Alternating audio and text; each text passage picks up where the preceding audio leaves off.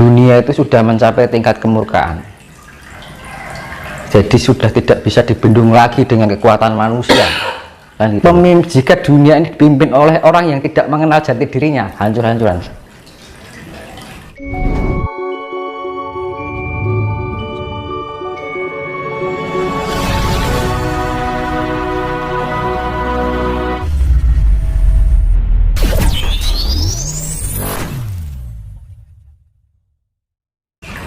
Nah, ini suatu berkaitan dengan keegoan ya. Seorang pemimpin, ketika egonya tidak bisa dikendalikan, makanya akan berpengaruh pada rakyatnya yang nggak berdosa, ya kan. Ini soalnya penggerak, ya kan. Makanya dibutuhkan seorang pemimpin itu harus bisa mengenal jati diri. Manakala seorang pemimpin itu tidak mengenal jati diri, kalau seorang pemimpin harus mempunyai jiwa jati diri. Nah, jati diri itu adalah kasih, ya kan. Nah, dia akan memikirkan kira-kira perilaku ini akan merugikan orang lain yang nggak berdosa nggak, gitu kan. Nah, karena apa? Zaman sekarang itu hanya keegoan yang dikedepankan tanpa memikirkan dampak itu tadi. Kasihan yang orang-orang yang nggak berdosa kan. Ya itulah, makanya bumi ini harus digulung gitu loh. Jadi karena itu emang imbal balik ya, Tuhan istri dunia itu sudah mencapai tingkat kemurkaan. Jadi sudah tidak bisa dibendung lagi dengan kekuatan manusia, kan gitu loh. Ini itu yang makanya kan diperlukan pemimpin itu harus mempunyai sifat yang jiwa kepemimpinan yang sebenarnya. Nah, jiwa kepemimpinan itu apa? Orang yang bisa memimpin dirinya sendiri terlebih dahulu. Kalau kita belum bisa memimpin diri kita dahulu, manakala diri kita menjadi pemimpin, ya jadinya kayak gitu. Padahal kalau kita mengenal jati diri kita, pasti Tuhan akan ikut dengan diri kita. Dan perilaku kita berdasarkan kasih. Nggak mungkin dia akan melakukan suatu hal yang keburukan. Itu loh. Kalau orang pemimpin itu harus bisa memimpin dirinya sendiri. Kalau orang sudah bisa memimpin dirinya sendiri, dia pasti mempunyai sifat-sifat Tuhan. Nah gitu. Jadi orang itu yang pemimpin yang secara mutlak itu ya seperti itu. Tapi kalau jika dunia ini dipimpin oleh orang yang tidak mengenal jati dirinya, hancur-hancuran. Makanya untuk menjadi pemimpin itu dasarnya adalah kita harus mengenal jati diri dulu, memimpin diri kita sendiri, kan gitu. Karena apa? Kemurkaan itu ya terjadi karena apa? Karena pihak pemimpinnya. Makanya saya kembalikan tadi, manusia di dunia ini sudah menjadi parasit bagi alam ini, ya kan. Hewan nggak pernah merusak alam, tumbuhan juga nggak pernah merusak alam, kan yang menjadi merusak alam lah manusia sendiri, kan gitu. Nah kadang-kadang gitu loh, karena apa? Sifat-sifat yang diarani dajjal mendunia ya itu mas. Karena sudah, makanya saya bilang identitas bumi sudah tidak menyatu dengan identitas langit. Itu. Jadi sifat-sifat manusia ini sudah merajai bumi ini. Nah kalau bumi ini sebenarnya merasa sakit dengan ulah manusia. Ya, ulah manusia itu. Gitu. Karena apa ya itu tadi, kalau kita tidak bisa, misalkan ada orang dia tidak bisa menguasai dirinya sendiri, diangkat seorang pemimpin karena dia mempunyai mungkin ya kepangkatan atau apa gitu ya, kewenangan gitu kan, akhirnya apa yang terjadi adalah kehancuran. Makanya untuk diperlukan seorang pemimpin itu harus bisa mengenal dirinya dulu. Dan mengenal diri itu pasti dia akan mengenal sifat-sifat Tuhan, ya kan. Ya itu dampaknya kalau sebuah negara hanya didasari dengan sebuah wewenangan itu tanpa didasari pengenalan diri sejati atau identitas dirinya sebagai pengajawantahan sifat Gusti, ya jadinya seperti itu. Lu nanti Jawa ini nanti ada spesifik, orang yang terbangkitkan itu punya spesifik spesifikasi masing-masing. Ada yang bagian keahlian, ada yang bagian pengobatan, ada yang bagian istilahnya pasukan perang, kaman. Bukan perang, berarti pasukan. Ada yang berperan sebagai senopati, ada yang berperan sebagai menteri, ada yang berperan sebagai pemimpin, kan gitu. Nanti sudah disiapkan, nanti para light worker lah ibaratnya, para pekerja cahaya ini terbangunkan kecerahannya, kesadarannya, spiritnya dibangunkan, nanti punya spesifikasi masing-masing. Ada yang ahli, ya kayak bengkel itu ada ahlinya, ya ada bagian ini, ada bagian itu, nanti sudah disediakan oleh leluhur masing-masing, punya kelebihan masing-masing yang saling melengkapi akhirnya. Makanya ini di dalam spiritualitas anak-anak muda, ada yang punya kemampuan ini, ada yang punya kemampuan itu. Itu memang sudah disiapkan oleh leluhur. Itu bukti nyata loh. Dan itu sekarang sudah banyak gitu loh. Bukti nyata. Gak hanya omong kosong.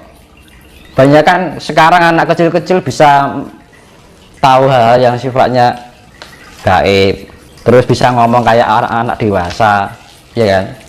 Terus punya pengetahuan yang banyak. Nah itu kan karena jamaah dari leluhur. Itu bagian dari penyelamatan dari leluhur untuk cucu-cucunya. Itu kan sudah nyata. Cuman kita kadang-kadang nggak menyadari bahwa itu leluhur kita sudah bekerja gitu loh sebenarnya. Ya kan sekarang anak-anak muda udah pinter tuh mas. Ada punya yang spesifikasi ini, ada yang punya bakat ini, kan macam-macam. Nanti kan ada yang ditempatkan dari Menteri Keuangan, ibaratnya gitu loh, Menteri Ketatanegaraan, gitu. Menteri Kesehatan, macam-macam. Dia punya spesifik masing-masing, kan gitu. Anak muda spiritual muda kan kayak gitu sekarang. Tiba-tiba nongol orang ini, tiba-tiba nongol orang ini, kan gitu. Itu bagian dari pelindungan para leluhur. Salin logo mas. Leluhur itu kita dikei busana, diberikan busana. Jadi apa namanya, leluhur itu mencari busana gitu, nitis kembali. Nah gitu. Dan itu sudah nyata. Lah kalau nggak nitis, nyatanya anak kecil sudah bisa ngomong kayak orang dewasa. Itu tanpa zaman leluhur. Jadi raganya, casingnya muda, tapi jiwanya lampau.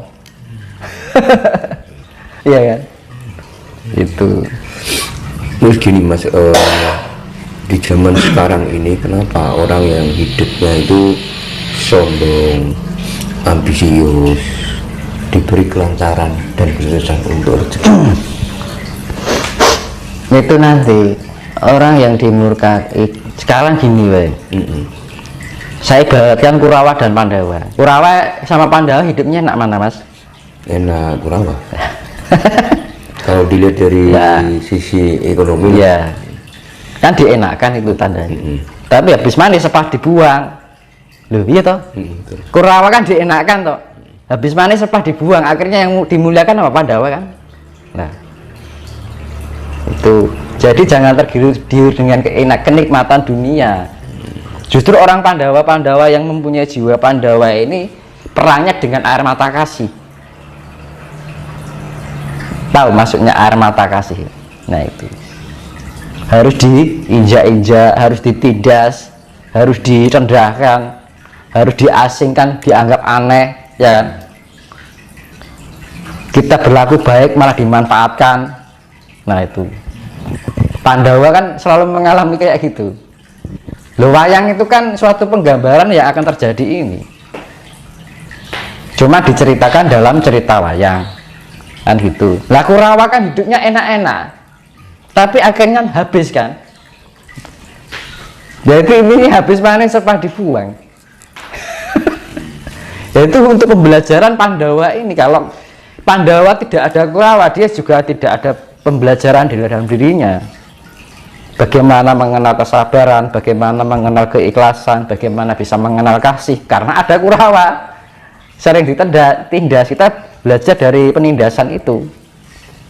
Jangan suatu penindasan itu dijadikan suatu ketidakadilan, tapi suatu pembelajaran bahwa sifat-sifat buruk itu suatu pembelajaran kita untuk menjadi pribadi yang lebih ikhlas, lebih mempunyai kesabaran, lebih mempunyai jiwa yang luhur.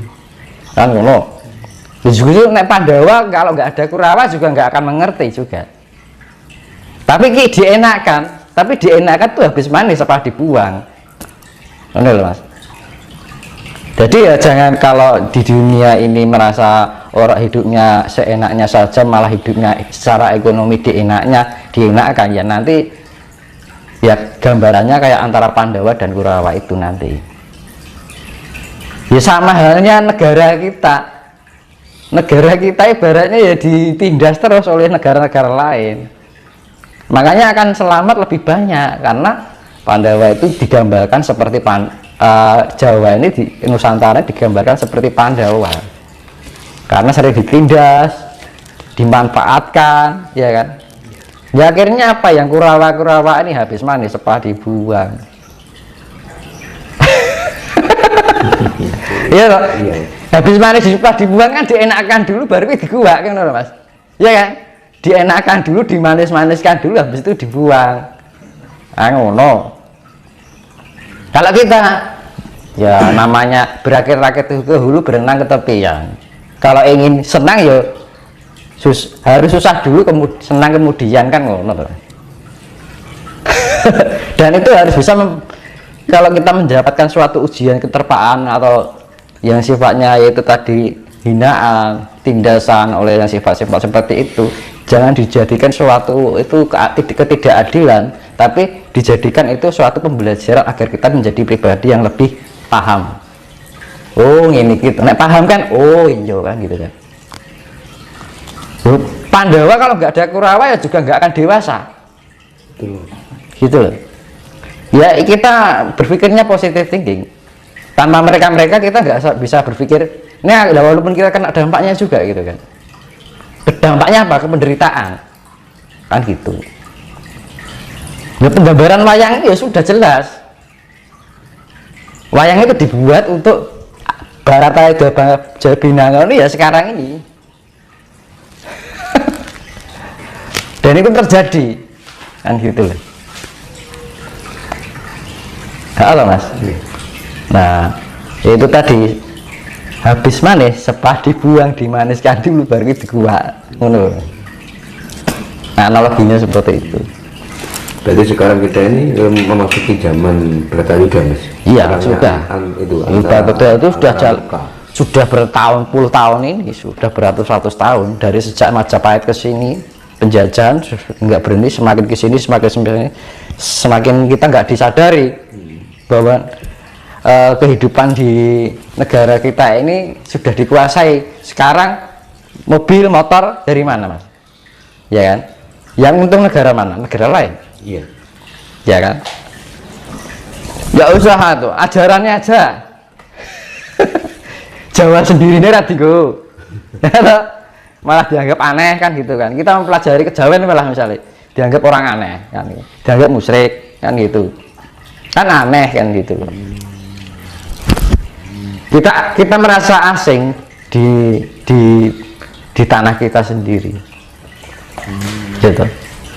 Kalau kita belajar tentang kejawen misalkan, kita jadi merasa asing gitu kan. Padahal ini tanah Jawa gitu loh.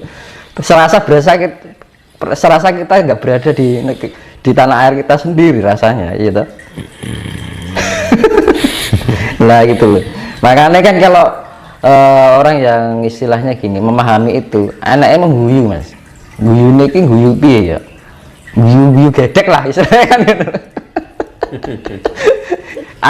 antara guyu karo ya memprihatinkan kan gitu loh.